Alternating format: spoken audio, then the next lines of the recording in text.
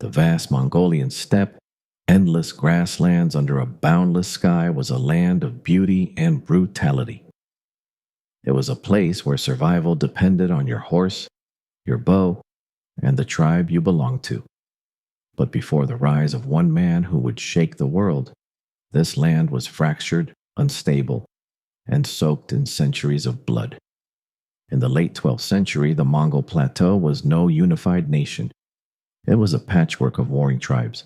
The Tatars, Merkits, Naimans, Karaits, Onguts, and the Mongols themselves, divided into clans like the Borjigin and Taichiud. Each tribe guarded its territory fiercely, forming alliances and betraying them just as quickly. It was a time of shifting loyalties, brutal raids, and a never-ending struggle for dominance. The Chinese of the south, specifically the powerful Jin dynasty, manipulated these tribes with cunning diplomacy. They bribed, divided, and incited infighting among the steppe peoples, ensuring that no single power could unite the tribes and threaten their northern borders. To the west, the Tangut-led Western Xia kingdom offered similar manipulation, playing the game of alliances and tribute. The Mongols themselves were far from dominant. They were one among many, nomadic herders living in felt yurts, dependent on their herds of horses, sheep, and goats. What bound them was not a state, not a common leader, but a way of life. They believed in Tengri, the eternal blue sky, and the spirits of their ancestors. Their loyalty was to kin first, tribe second, and no one else. Leadership among the tribes was not inherited in peace. It had to be taken.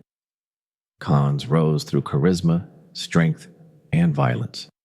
A powerful chieftain today could be dead tomorrow, his head hung on a pole by a rival. The most powerful tribal leaders were often those who could command fear, not loyalty. Among these tribes, treachery was a tactic, and trust was a weakness.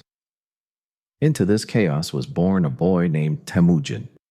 Into the Borjigin clan, part of the Mongol nation, but hardly the most powerful tribe. His father, Yasuge, was a chieftain but not a king.